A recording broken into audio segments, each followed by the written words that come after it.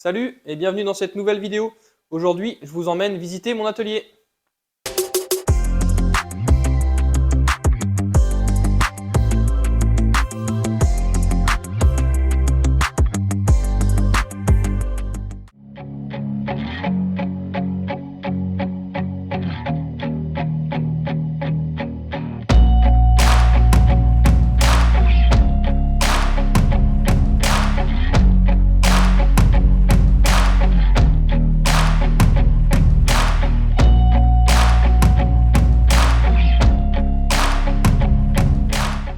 Alors pour ceux qui me suivent depuis un certain temps, vous avez dû voir cet atelier, vous devez à peu près le connaître, vous l'avez vu un petit peu sous tous les angles.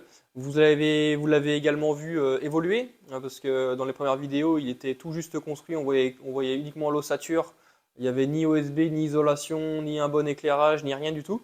Et même si vous le voyez régulièrement en vidéo, j'ai eu quand même quelques questions d'abonnés, de personnes qui suivent la chaîne, qui me posent des questions sur comment est-ce qu'il est fait, quelle dimension il fait, comment est-ce que je m'organise, les rangements, l'outillage que j'utilise, etc. Donc je me suis dit, tiens, ça peut faire l'objet d'une vidéo, ça peut intéresser du monde de savoir un petit peu moi comment je travaille dans cet environnement et avec un atelier de cette taille. Alors il faut savoir que cet atelier a pas mal évolué ces derniers temps. Pour ceux qui ne suivent pas forcément la chaîne et qui ne sont pas au courant de tout, c'est un atelier que j'ai construit moi-même. Je l'ai construit il y a maintenant 4 ans, 5 ans je crois, ça devait être en 2018-2019 que j'ai commencé la construction. Donc j'ai construit moi-même. À la base c'était uniquement un atelier pour faire du bricolage. Moi je voulais ranger 2 voitures, pouvoir faire un petit peu de mécanique, pour pouvoir bricoler le bois, le métal et tout ce que j'avais envie de faire en fait. Et depuis 1 an et demi maintenant, donc j'ai quitté mon job et j'ai lancé mon entreprise de fabrication de mobilier sur mesure, agencement, etc. Donc j'utilise cet atelier maintenant à titre professionnel et non plus pour bricoler. Donc forcément il a évolué pour mes besoins qui ont changé. Et donc je vais vous présenter tout ça. Donc on va commencer par le début. Quelles sont ses dimensions et la surface? Donc alors cet atelier il fait à peu près 75 mètres carrés. Il fait 7 mètres de large et 10 mètres 50 de long à peu près. À l'avant, au niveau de l'entrée, j'ai 2 mètres 50 sous plafond et à l'arrière, j'ai 3 mètres 50 sous plafond. Sinon, j'ai une porte de garage de 4 mètres 50 de long par 2 mètres 20 de haut. J'ai une porte de service, une fenêtre oscillobattante et 2 petites fenêtres rectangulaires côté rue. Voilà pour ce qui concerne les dimensions. D'ailleurs, ça m'intéresse. Mets en commentaire la surface de ton atelier. Et si tu es professionnel ou bricoleur, ça m'intéresse de voir un petit peu comment chacun travaille, la surface que chacun a pour travailler, c'est intéressant. Je ferai une petite moyenne, ça peut être intéressant, mets-moi ça en commentaire. Sa construction, donc je vais vous mettre 2-3 photos de sa construction à l'époque. Donc c'est tout simple, c'est un atelier en ossature bois, avec une couverture en tôle bac acier, ce qu'on appelle le panneau sandwich, donc j'ai une isolation de 40 mm sur le toit. À l'intérieur, à la base, il n'était pas forcément prévu que je l'isole. Et puis bon, avec le temps, je me suis dit que ce serait quand même mieux. Comme c'est simplement une ossature bois bardée, donc en fait j'avais beaucoup de courant d'air et la température baissait vraiment l'hiver. Et pareil, ça montait beaucoup l'été. Donc je me suis dit, allez, je l'isole. Donc je suis parti sur 100 mm de laine de verre sur toutes les parois de cet atelier.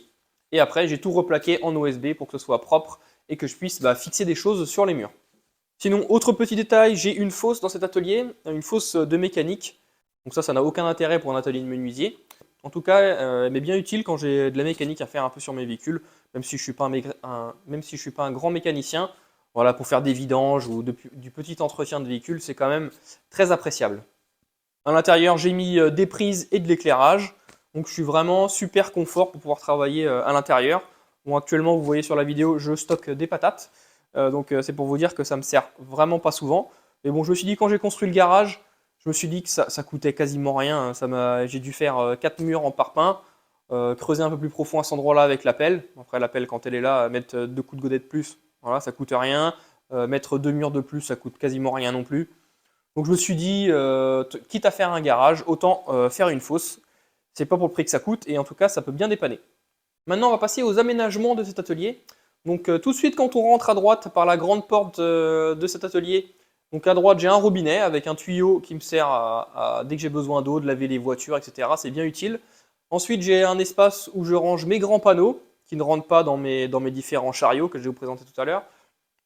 Et après, sur le reste du mur, donc j'ai différents supports pour accrocher un petit peu les choses encombrantes qui ne me servent pas très souvent et que j'accroche au mur pour me libérer de l'espace au maximum. De toute façon, vous allez voir, Moi, dans mon atelier, j'essaye au maximum d'utiliser les murs. J'ai encore quelques murs de disponibles et j'ai encore pas mal de choses à optimiser dans l'atelier. De toute façon, on est toujours en train de chercher à optimiser le rangement pour gagner de l'espace. Et j'ai encore quelques murs de libre et je suis en train de réfléchir comment les aménager pour pouvoir ranger des choses et pouvoir me libérer de l'espace au sol. Quand on continue, j'ai donc tout un espace rangement de ferraille. Donc j'ai du tube, des tôles, des chutes, j'ai tout un tas de choses. C'est un peu le bazar. Je travaille pas beaucoup l'acier, donc mais en tout cas j'ai pas mal de choses qui me permettent de me dépanner quand j'ai besoin. J'ai toujours un petit peu de chute, un petit peu de tube de différentes tailles. C'est toujours utile. On continue sur la partie du fond. Donc j'ai tout un système de rack. Je me suis fait ça, donc c'est tout simple. Et c'est des chevrons que j'ai percés, donc avec un trou de 35 mm, et j'ai inséré des tubes acier de 35 mm à l'intérieur. J'ai fait les trous légèrement inclinés vers le bas, ce qui me permet que quand j'insère mes tubes, même avec le poids, ils restent légèrement inclinés vers l'arrière pour éviter que les choses aient tendance à glisser vers l'avant ou à tomber. Et donc là, je me suis fait tout le mur avec ces chevrons et ça me permet de ranger pas mal de choses. Je range tout ce qui est en fait petit assaut. Voilà, j'ai quelques planches de chêne, j'ai un peu de ferraille. Voilà, je range un petit peu toutes mes chutes, on va dire toutes mes grandes chutes de bois ici.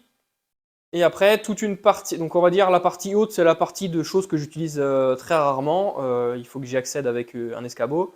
Et après, donc sur la partie un petit peu plus basse, j'avais récupéré des vieilles portes de placard et en fait que j'ai utilisées pour faire des étagères. Donc j'ai mis ces tablettes sur mes tubes en acier et du coup ça me fait 4 étagères. Sur la partie basse, j'ai quelques caisses et en fait là, dans ces caisses, je stocke un peu ce qui me reste. C'est un petit peu tout ce qui me reste de la fabrication de cet atelier. Des chutes de câbles, il me reste des sacs de béton, des sacs de mortier, des sacs de plâtre. Ça d'ailleurs, il faudrait que je fasse le ménage et que je stocke ça ailleurs parce que c'est vraiment des choses que j'utilise jamais dans mon quotidien. Au-dessus, j'ai un petit peu de quincaillerie, des choses dont j'ai très peu besoin. Encore au-dessus, j'ai tout ce qui est la partie électricité. J'ai des champs, j'ai un peu de quincaille, des prises, des fils électriques. Voilà, ça c'est pareil, ça me sert très peu souvent. Et encore au-dessus, j'ai tout ce qui concerne la finition, les peintures, les cols, les pinceaux, etc. Et encore au-dessus, j'ai de l'outillage que je me sers plus. Pareil, il faudrait que je vende ça.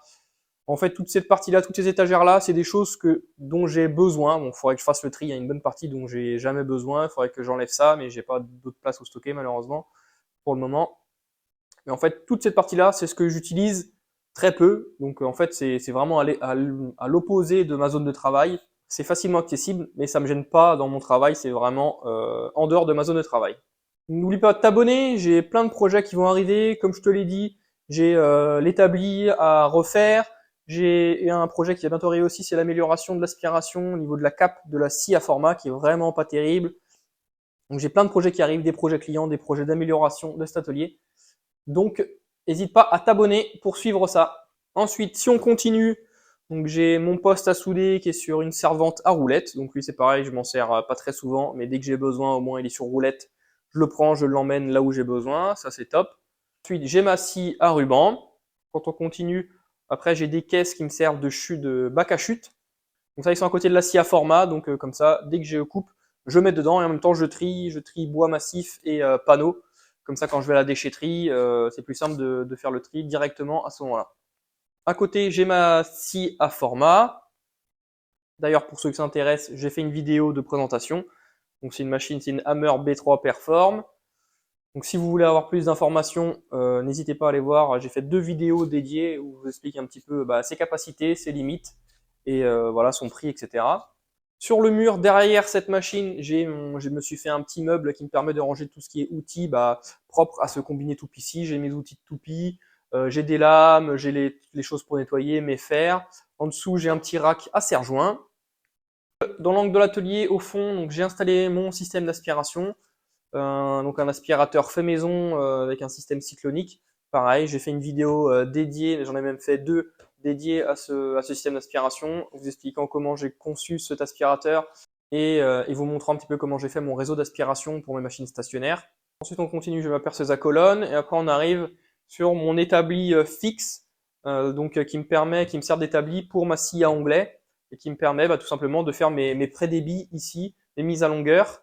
Cette scie à onglet elle est à peu près centrée au milieu de l'atelier. Je peux couper 2,70 m à gauche Et après, si je pousse ma perce à colonne, etc., je peux couper plus de 3 mètres à droite. Donc ça, c'est nickel. Derrière le guide, comme forcément la scie anglais, elle doit être déportée du mur pour avoir le système de scie radiale. Donc je me suis fait des petits coffres de rangement, donc il y a tout un tas de bazar là-dedans. C'est pareil, c'est pas hyper optimisé. J'ai de la quincaille, de la boulonnerie, de la visserie, voilà, ça me permet de me dépanner des fois. Sous ces établis, donc j'ai des portes et des tiroirs qui me permettent de ranger, pareil, de la quincaillerie, de la visserie, des gabarits, etc. Ça, va falloir que je revoie ça plus tard, mais ce sera quand je vais refaire mon établi. Donc sur le mur derrière cette scie, j'ai tout un système de French clit où là je range tous les petits outils dont j'ai besoin très régulièrement. Tout ce qui est forêt, scie cloche, mes ciseaux à bois, les petits serre-joints, mes spatules, mes papiers abrasifs, etc. Au-dessus, j'ai mon système d'aspiration pour tout ce qui est électroportatif avec mon aspirateur. Je l'ai mis en hauteur. Avant, il était dans mon établi. Là, je l'ai mis en hauteur pour arrêter d'avoir le tuyau qui traîne par terre. Donc ça, c'est bien. Je m'étais fait donc un système cyclonique. Pareil, j'ai mis un petit cyclone et un récupérateur de poussière pour éviter d'encrasser et de remplir le sac de l'aspirateur trop vite. Donc ça, c'est nickel. Pareil, ça, faut que je fasse un système. Je sais pas encore trop comment faire. Je suis en réflexion. Il faut que je change ça parce que c'est pas optimal. Mais j'avais mis ça dans un premier temps pour voir si ça me correspondait. Effectivement, c'est super pratique d'avoir l'aspirateur en hauteur et le tuyau qui vient du plafond plutôt que du sol.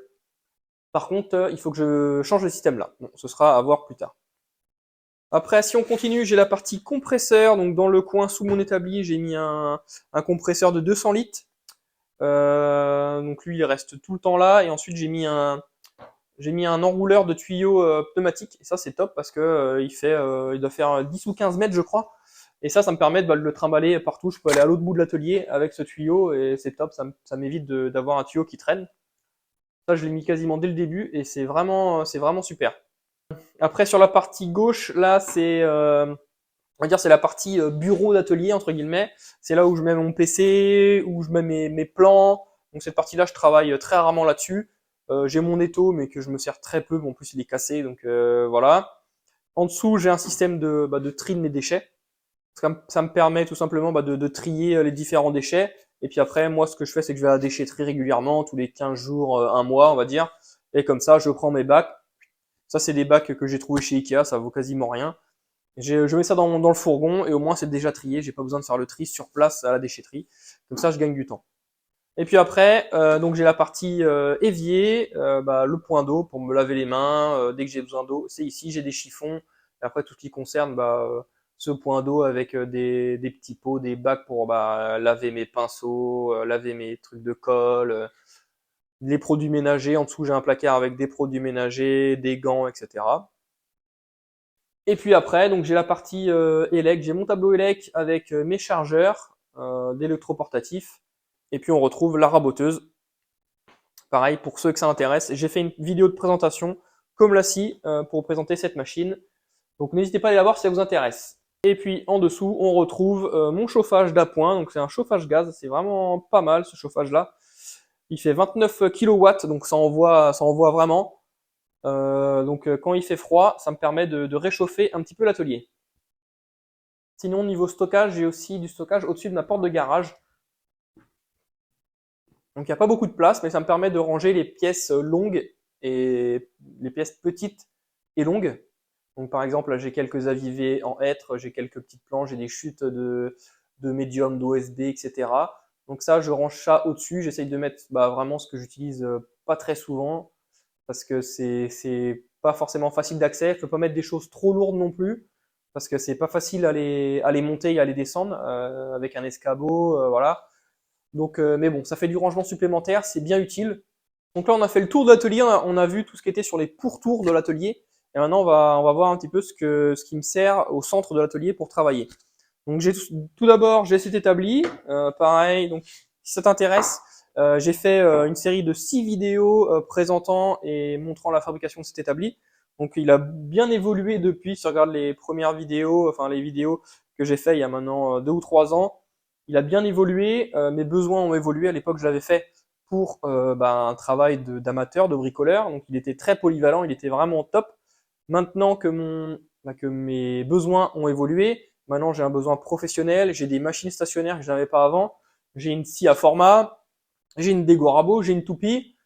Cet établi, il était bien parce qu'il était multifonction. Il me servait de scie sur table, de défonceuse sous table, d'aspiration centralisée, d'établi de travail. Aujourd'hui, j'ai besoin de plus d'espace. J'ai des machines stationnaires, donc la scie sur table, j'en ai plus besoin, je l'ai enlevé. La défonceuse sous table, j'en ai moins besoin. Et l'espace de travail, j'en ai plus besoin. Donc ce que je vais faire dans un avenir plus ou moins proche, c'est que je vais faire une V2 de cet établi qui sera complètement différent, qui répondra à des besoins complètement différents.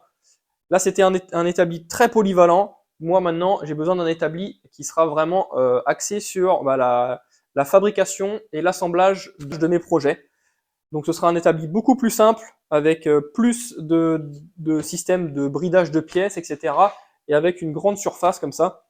Et surtout aussi des rangements pour ranger mes systénaires, parce que j'en commence à en avoir pas mal des systénaires et je voudrais avoir accès rapidement directement dans l'établi. Donc ça, c'est un projet qui va venir rapidement sur la chaîne, je pense. Donc si ça t'intéresse, n'hésite pas à t'abonner pour voir la suite. Ensuite, j'ai un second établi d'appoint, on va dire, c'est une table élévatrice. Pareil, j'ai fait une vidéo dédiée pour te la présenter, te montrer sa fabrication, et tu auras même les plans, comme cet établi par exemple, tu peux retrouver les plans si ça t'intéresse. Et du coup, cette table élévatrice, elle me sert vraiment beaucoup. Tu vois, je fais mes prédébits dessus. Voilà, j'ai un plan de travail qui me sert de planche martyre. Donc je fais mes prédébits. Si j'enlève cette planche-là, c'est une tôle en dessous qui me sert de table de soudure. Ça me sert, comme je t'ai dit, d'établi d'appoint. Quand j'ai plus de place sur cet établi, je travaille sur celui-ci. Ça me sert de table pour amener mes pièces à la scie à format, par exemple.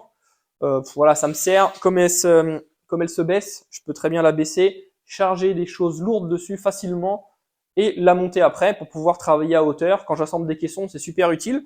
Parce qu'aux premières étapes de la fabrication d'un caisson, par exemple, je la mets à hauteur comme ça, pour travailler à hauteur, on va dire, d'un établi normal. Et quand je suis à la fin de la fabrication, quand il faut que je mette le fond, la partie du dessus ou autre chose comme ça, je la baisse et comme ça, la table elle se retrouve plus bas et je suis toujours à hauteur de travail. Et ça, c'est vraiment un confort, c'est vraiment top. Et ça évite de se péter le dos à manipuler des charges lourdes ou à travailler dans des positions inconfortables. Et puis sinon, donc j'ai la partie, on va dire, stockage de chute, stockage de projet en attente de fabrication ou en attente de livraison. Et du coup, cette partie stockage, elle se retrouve ici. Donc on va dire, j'ai la zone de travail, j'ai ma partie de travail qui est ici. Là, on va dire la moitié gauche de l'atelier, toute cette partie-ci qui est la moitié travail, où vraiment je travaille mes pièces. Et on va dire cette partie-là, c'est plutôt la zone stockage. Donc je stocke mes panneaux, mes planches, tout ce dont j'ai besoin pour faire mes projets. Je fais mes prédébits ici et ensuite j'amène ça dans ma zone de travail ici. Donc pour ça, donc j'ai deux systèmes de rangement. J'ai un chariot à chute ici sur roulette. Bon voilà, on voit il est déjà bien plein. C'est très très vite plein. Faut que je fasse le tri. Donc voilà, je stocke tout ce qui est chute, petite, moyenne, grande chute ici. Sur ce chariot-là, là actuellement c'est des chutes. Mais il faut que je fasse le tri, il faut que je range ça parce qu'en principe ce chariot-là il est plutôt dédié au stockage de panneaux en attente de fabrication. Parce que moi, pour me simplifier la vie, pour mes projets d'agencement, je me fais livrer mes panneaux débités et champs plaqués. Parce que déjà, j'ai pas assez de place pour stocker. Mes machines ne sont pas adaptées pour travailler des panneaux de 2,80 par 2,07, qui est la taille standard actuellement. Donc ça me coûte un peu plus cher, mais en termes de confort de travail et en termes de rapidité, c'est quand même beaucoup mieux. Donc en principe, ce que je fais, c'est que ce chariot-là, il est vide normalement. Et quand je me fais livrer mes panneaux de mon fournisseur, je mets ça sur le chariot. Et comme ça, j'ai toutes mes pièces qui sont débitées, qui sont plaquées. Et comme ça, j'emmène mon chariot dans ma zone de travail pour faire mes assemblages. Et donc là, vous voyez par exemple, là je vais avoir des projets de bois massif. Là, je manque un peu de place. J'ai été chercher une bille de bois. Donc je la stocke ici. C'est des plateaux de 54, ils sont très lourds. Je peux pas les mettre là-haut, je peux pas les mettre au-dessus. Donc je suis obligé de les mettre au sol. Donc en fait, j'essaye de commander ou de me faire livrer ce type de choses au dernier moment. C'est que dès qu'on se fait livrer du matériel ou dès que les projets sont terminés en attente de livraison, et tout de suite ça mange une place énorme dans l'atelier. Et c'est vraiment là où je manque de place. Pourtant j'ai fait le plus de rangement possible. Après, là, je suis un peu limité entre le rack derrière, le rack au-dessus de ma porte de garage. Voilà, au bout d'un moment, on accumule et on manque de place. Pour essayer de me libérer au maximum l'espace pour pouvoir travailler, j'essaye de commander mon matériel au dernier moment. J'essaye de travailler à flux tendu, projet par projet. Je me fais livrer un projet, je le fabrique, je le livre. Je me refais livrer le projet suivant, je le fabrique, je le livre. Parce que sinon, si je commence à faire, au mois de septembre, j'avais 2 projets en même temps parce que j'étais en pénurie sur un type de panneau. Donc j'ai dû avancer sur 2 projets en parallèle. Et en fait, tout était pas ça, était plein. J'arrivais pas à tourner autour. C'est des risques de se blesser, de faire tomber des choses, d'abîmer des meubles. Donc c'est vraiment pas optimal. Moi, j'essaye vraiment de travailler projet par projet et de travailler le plus à flux tendu possible. Même pour ma quincaillerie, j'ai pas beaucoup d'espace pour stocker de la quincaillerie. Moi, j'essaye d'acheter projet par projet pour tout. Quincaillerie, bois, panneaux, acier, tout, voilà. Au maximum, j'essaye d'être à flux tendu. Et dernière petite chose, donc je me suis fait un système de rail, un gros rail en IPN sur toute la longueur de l'atelier. Et donc ça, c'est pas utile tous les jours, mais le jour où tu en as besoin, tu es bien content de l'avoir. Je vais te montrer à quoi ça sert tout de suite. Donc sur ce rail, j'ai un chariot avec un anneau qui me permet de mettre un palan à chaîne dessus. Donc ça sert pas tous les jours, comme je te l'ai dit, mais c'est vraiment utile parce que des fois, j'ai des choses lourdes à décharger ou à manipuler. Et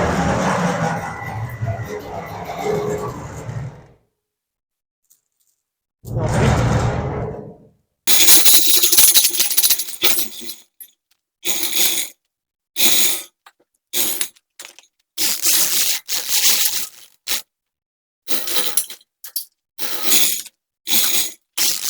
donc ce système, ça peut être très intéressant pour ceux qui n'ont pas de moyens de manutention, par exemple de chariot télescopique ou de gerbeur ou choses comme ça.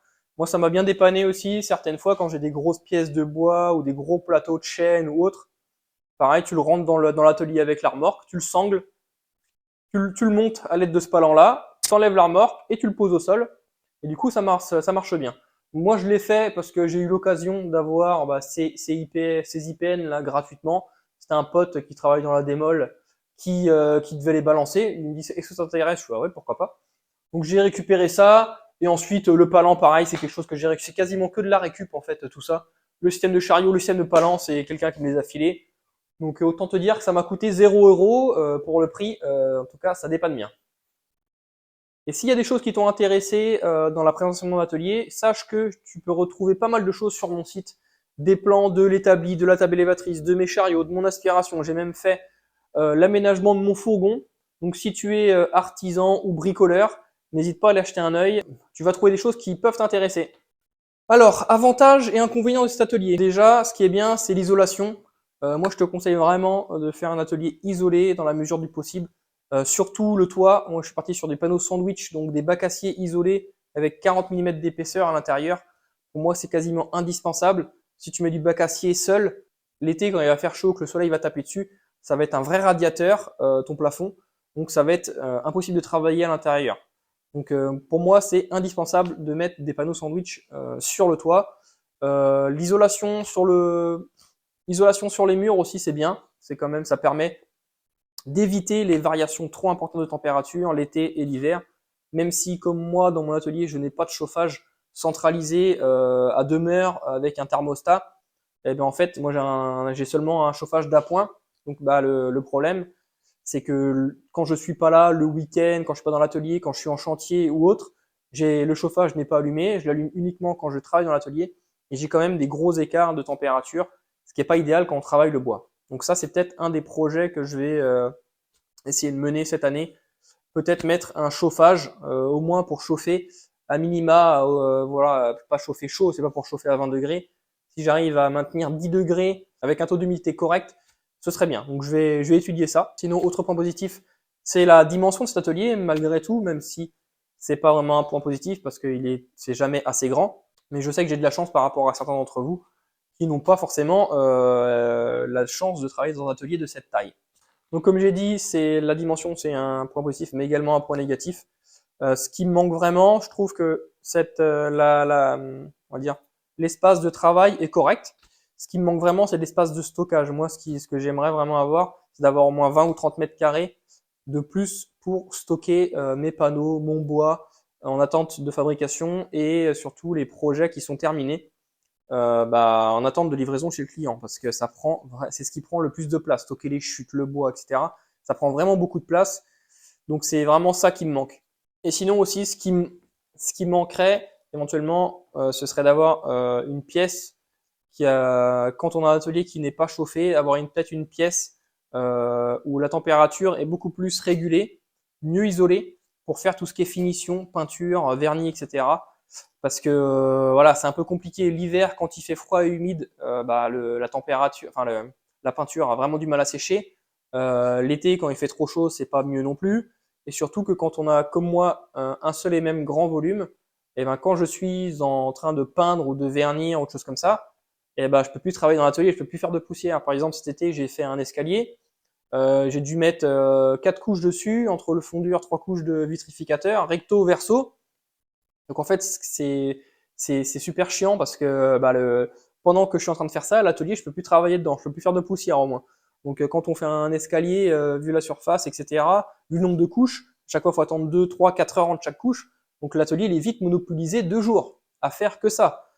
Donc ça c'est un peu pénible quand on en fait beaucoup. Moi j'en fais pas beaucoup donc ça va. Mais ceux qui font beaucoup de vernis, de choses comme ça, pour moi c'est indispensable d'avoir une pièce dédiée. Également aussi, là où je suis limité dans mon atelier par sa dimension, c'est la limite de mes machines stationnaires. Donc c'est des machines qui sont relativement grosses, hein, c'est pas des petites machines, mais voilà, je suis limité et sont déjà presque un peu grosses, un peu grandes pour mon atelier. Donc je sais que je ne pourrai jamais prendre de machines plus grosses ou jamais plus de machines. Je suis déjà limite, je pourrais pas prendre une autre machine stationnaire supplémentaire. Autre point négatif, c'est le manque de lumière naturelle. Donc, en fait, cet atelier, quand je l'ai fait pour un usage de bricolage, comme j'ai dit, donc là-dessus, je m'étais pas trop pris la tête. J'avais fait à minima.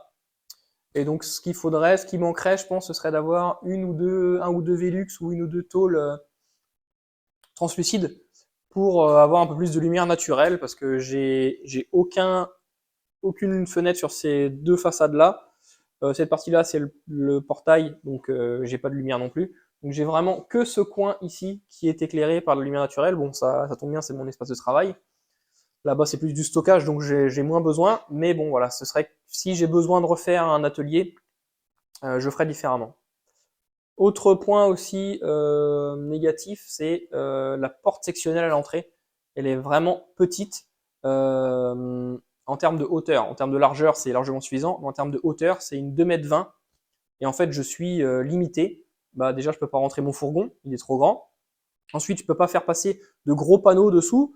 À la base, j'avais fait mon chariot pour mettre des panneaux entiers dessus. Donc, il est dimensionné pour, sauf que j'ai pas assez de hauteur pour passer sous ma porte sectionnelle. Parce que moi, j'ai des panneaux qui font 2,07, sachant que sur mon chariot, j'ai les roues, j'ai ma structure.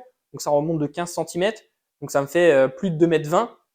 Et je peux pas passer dessous parce qu'avec la structure et la porte, etc., quand elle est ouverte, même fermée, j'ai toute la structure autour. J'ai 2,10 m, 2,15 m maxi, donc je suis bloqué, je peux pas passer dessous. Donc ça, c'est un peu gênant. Si je devais refaire un atelier, je mettrais au moins une porte de 3 mètres, voire 3,50 m, 4 mètres. Pareil, la hauteur sous plafond, elle est limite. J'ai que 2,50 m ici, 3,50 m là-bas, sachant que ici, j'ai ma structure de porte sectionnelle, j'ai mon IPN qui est là, j'ai mes luminaires. Donc en fait, dès que je veux transporter ou manipuler des pièces de grande longueur, ça m'arrive très souvent de taper dans le plafond. Donc c'est pas optimal pour ça. Donc pour moi, si demain je devais refaire un atelier pareil, je mettrais 3 mètres partout. Donc voilà, donc mon atelier, il est bien, il est pas parfait. Si au moins ça m'a permis de voir un petit peu comment je travaillais. Comme j'ai dit, il n'a pas été fait pour un usage professionnel à la base, donc forcément, il n'a pas été étudié pour, il n'est pas forcément vraiment adapté pour. Mais en tout cas, voilà, je peux travailler sans aucun problème dans cet atelier.